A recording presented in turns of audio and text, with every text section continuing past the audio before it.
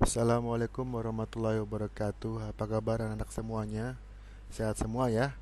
Semoga kita berada dalam lindungan Allah Subhanahu wa taala pada pada masa pandemi COVID-19 ini.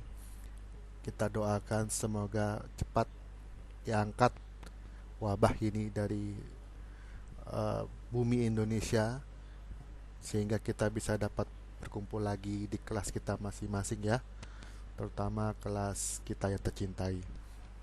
Anak-anak semuanya, pada hari ini kita akan belajar tema 8, keselamatan di rumah dan perjalanan, dalam subtema 3, aturan keselamatan di perjalanan, pada pembahasan di pembelajaran 2. Yang akan kita pelajari pada hari ini yaitu pertama PKN. Apa sih yang akan kita pelajari dalam pelajaran PKN ini? Yaitu memahami makna bersatu dalam keberagaman di sekolah. Kedua, menceritakan pengalaman melakukan kegiatan yang mencerminkan persatuan dalam keberagaman di sekolah. Kemudian yang kedua yang akan kita pelajari pada hari ini adalah bahasa Indonesia. Apa saja sih pelajaran bahasa Indonesia itu yang kita pelajari pada hari ini? Mencermati penggunaan huruf kapital, yaitu nama Tuhan, nama orang, nama agama, serta tanda titik dan tanda tanya dalam kalimat yang benar. Kedua, menulis teks dengan menggunakan huruf kapital, yaitu nama Tuhan, nama agama, nama orang, serta tanda titik dan tanda tanya pada akhir kalimat dengan benar. Ya, yang pertama kita belajar tentang PKN ya. Nah, pada kali ini kita bisa melihat pada tampilan layar ini, guru berkata, hati-hati mengupas kerangnya ya. Nah, kulitnya tajam. Nanti tanganmu bisa terluka jika tidak berhati-hati. Kata siswa, ya terima kasih Bu, kami akan berhati-hati. Nah, kemarin kita mencoba belajar membuat kerajinan kerang ya. Nah, dalam kesempatan kali ini kita mengevaluasi ya. Di dalam buku ini menceritakan Udin dan teman-teman belajar membuat kerajinan dari kulit kerang. Udin dan teman-teman belajar dengan rukun. Sikap mereka mencontohkan sikap hidup rukun. Sikap hidup rukun merupakan wujud persatuan dalam keragaman. Maksudnya adalah ketika anak-anak kemarin membuat kerajinan tangan, walaupun bukan dengan teman-teman ya, mungkin ada bantuan dengan orang tua, saudara di sana. Nah, ketika kita membuat kerajinan dari kerang itu bersama-sama, kita belajar dengan rukun, artinya tidak berkelahi. Kita membuat kerajinan kulit kerang tersebut uh,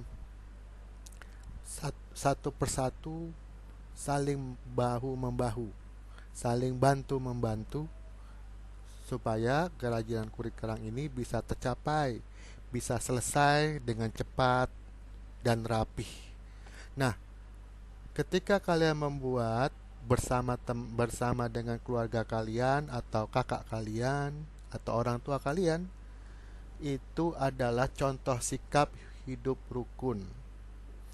Hidup rukun itu adalah wujud persatuan dalam keragaman. Maksudnya dalam keragaman itu apa? Dalam keragaman itu kalian tidak melihat latar belakang pendidikan, tidak melihat latar belakang agama, tidak melihat latar belakang bangsa, suku, dan lain sebagainya.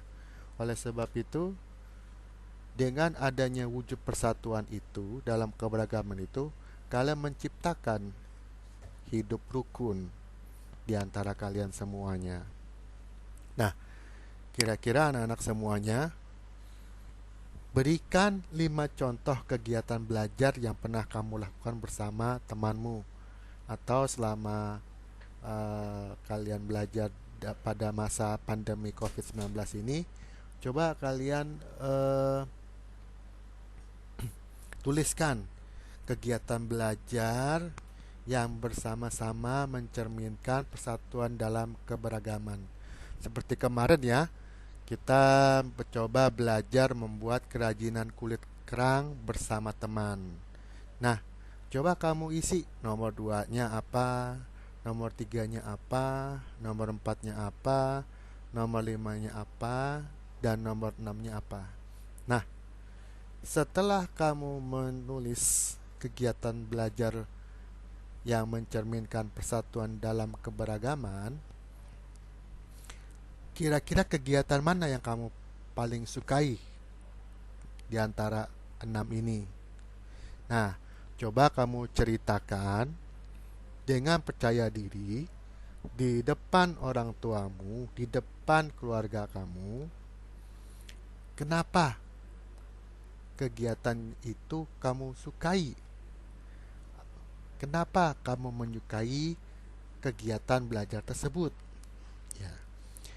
Bisa kamu nanti difoto ya, kemudian dikirim ke saya.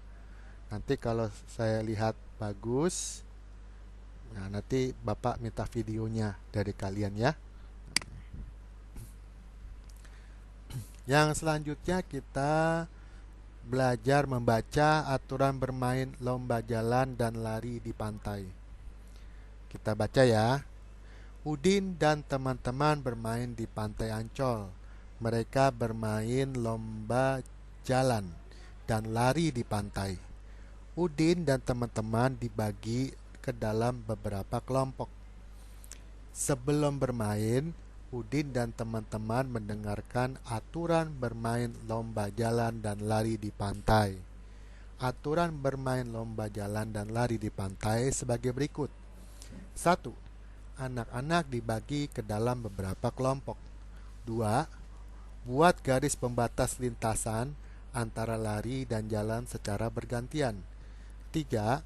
Berdirilah berbaris tepat di belakang garis pembatas. 4. Dengarkan aba-aba dari gurumu. 5. Bunyi peluit pertama, lakukan gerak berjalan dengan cepat hingga garis pembatas berikutnya. Nomor 6. Bunyi peluit kedua, lakukan gerak berlari hingga garis pembatas berikutnya. Yang ketujuh, bunyi peluit ketiga, berhentilah dengan sempurna. 8. Siapa yang paling cepat sampai di garis pembatas akhir, dialah pemenangnya. Nah, kira-kira dalam cerita tadi, kamu kira-kira bisa nggak menceritakan apa isi dari cerita tadi? Nah, dalam cerita tadi, coba kamu temukan penggunaan huruf kapital di dalamnya. Apa itu huruf kapital? Mungkin kamu sudah pernah belajar sebelumnya ya. Huruf kapital di mana hurufnya ada yang besar di awal kata. Nah, tentu kamu masih ingat aturan bagaimana penggunaan huruf kapital, bukan? Contohnya apa dalam teks tadi yang kita bacakan sama-sama? Ya, contohnya ini. Udin dan teman-teman bermain di Pantai Ancol. Mana huruf kapitalnya? Yang pertama apa? Udin. Ya, betul. Kenapa Udin huruf besar? 1. Karena dia berada di awal kalimat. Yang kedua, karena dia nama orang. Teman-temannya kenapa nggak huruf besar? Karena bukan nama orang, tapi teman-teman. Makanya dia huruf kecil. Kemudian di Pantai Ancol. Pantai Ancol ini kenapa besar? Pantai Ancol adalah nama tempat. Nama tempat kita harus menggunakan huruf kapital. Pantai, P-nya besar, Ancol, A-nya besar. Seperti itu ya anak-anak ya, bisa dipahamin ya. Nah, contohnya lagi. Keluarga Siti berlibur ke Danau Toba. Mana huruf besarnya? Nah, ini pertama huruf K. Kenapa huruf besar? Karena berada di awal kalimat. Kemudian S, Siti. Kenapa huruf besar? Karena merupakan nama orang. Kemudian Danau Toba. Ini merupakan nama tempat ya. Terus Beni dan keluarga menyeberangi Selat Sunda dengan kapal. Nah, Beni huruf besar. Kemudian Selat Sunda, nama tempat juga huruf besar. Ya. Nah, coba temukan kesalahan pada kalimat berikut sesuai dengan aturan penggunaan huruf kapital dengan benar. Nah, ini nomor 1, nomor 2, nomor 3, nomor 4, nomor 5. Ya, kita bahas nomor 1. Lani dan teman-teman mengamati letak Selat Malaka pada peta. Mana kira-kira yang harus menggunakan huruf kapital? Ya, betul, Selat Malaka. Karena Selat Malaka merupakan nama tempat.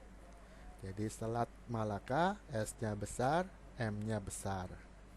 Kemudian Sungai Kapuas adalah salah satu sungai terpanjang di Indonesia. Mana yang harusnya besar nih? Ya, betul, Sungai Kapuas. Kapuasnya, K-nya harus besar. Ngarai Sianok terdapat di Bukit Tinggi. Mana yang besar? Nah, betul. Ngarainya tadi sudah betul, sudah besar. Sianoknya tadi kecil. Jadi huruf besar. Ada lagi nggak? Oh, ada. Sebelah mana? Ya, di Bukit Tinggi. Bukit Tinggi adalah nama tempat. Bukit Tinggi harus kita menggunakan huruf kapital. Udin dan keluarga liburan ke pantai Parangtritis. Mana yang huruf besar? Nah, betul. Pantai Parangtritis. Ini yang huruf besar. Edo dan teman-teman melewati jalan Malioboro. Mana yang besar? Ya, betul, Jalan Malioboro. Nah, sudah paham ya anak semuanya ya. Nah, coba kamu lanjutkan latihan di halaman 118 ya. Oke. Ya, sekian dulu dari Bapak pada video pembelajaran kali ini. Semoga bermanfaat buat kalian semuanya. Ya, kalau bisa tolong di like dan subscribe ya. Semoga video ini bisa bermanfaat buat kalian untuk bisa nanti jadi tontonan lagi di masa yang akan datang. Sekian saja dari Bapak ya. Assalamualaikum warahmatullahi wabarakatuh.